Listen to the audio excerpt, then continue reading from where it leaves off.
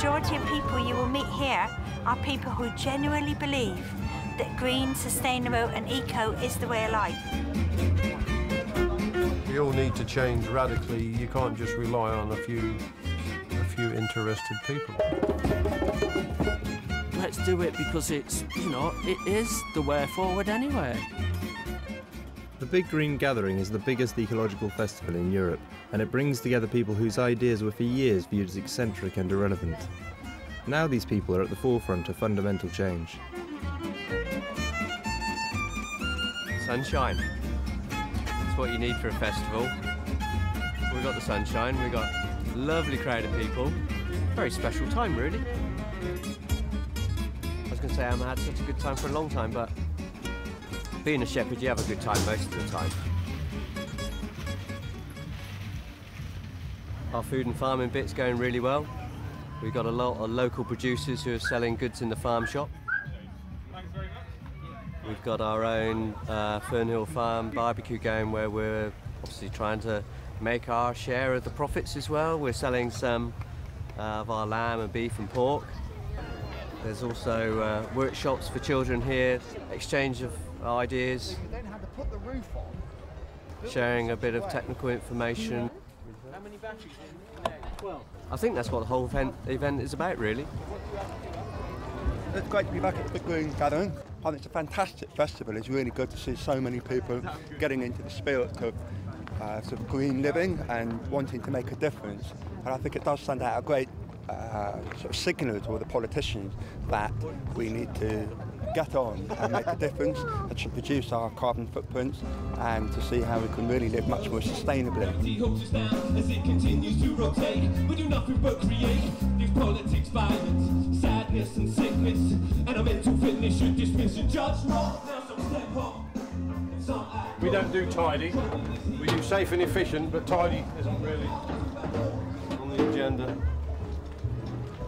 What have we got? We've got in here batteries.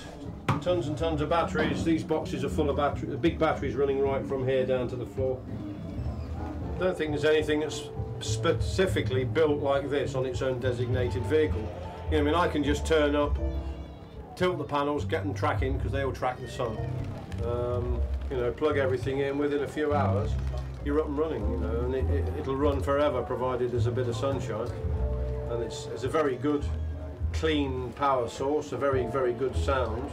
And obviously it's completely carbon neutral, apart from, you know, probably the 67,000 tonnes it took to build it, but eventually.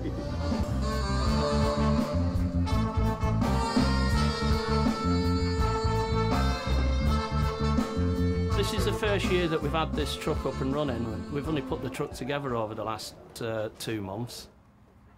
We're powering the theatre tent here. We're powering a lighting rig and a sound system for the theatre tent. It's a new event this year, and it's been going really well.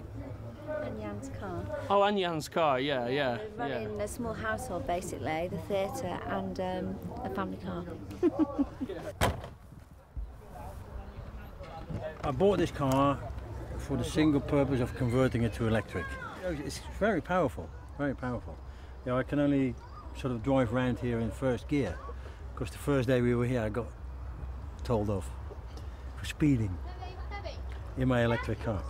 And of course all this is powered with this, and it has a 72 volt battery charger, because it's a 72 volt system. And Tony from Southwest Solar Solutions, with his solar array on the roof, is charging his batteries, giving me a 13 amp supply to my truck with the charger built in. So I just run the cable off my truck, plug this in, charge my batteries, free of charge, solar power. The way to go. We're all self-sufficient at home. If we're overcast, the system's probably fully charged by about 12:30. But in the summertime, we're full. We're full by 9 o'clock in the morning.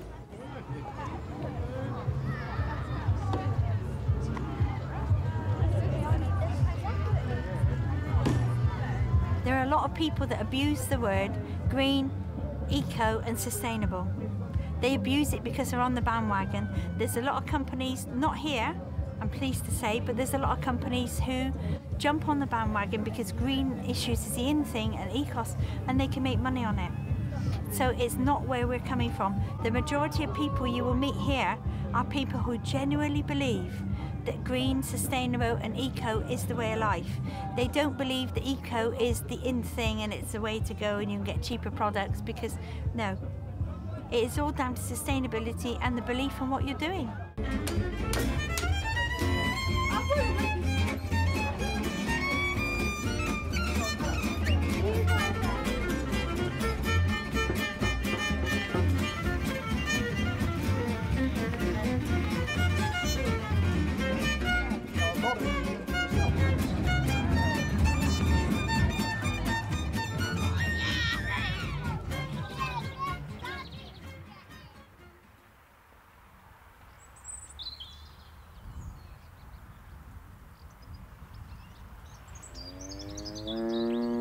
20,000 people had a good time.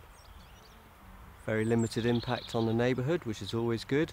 A lot of people made a lot of new friends, learnt some new ideas, so that's got to be good for them and for the general environment and planet Earth, hopefully. For many people, being green doesn't stop when the festival is over. Andy Hope travels around the country with his Green Roadshow, centred around the Croissant Neuf circus tent.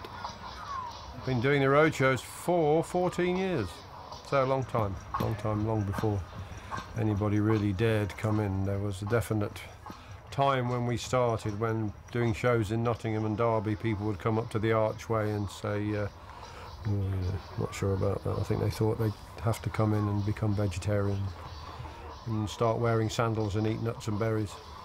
Now, saying that you're interested in the environment is acceptable.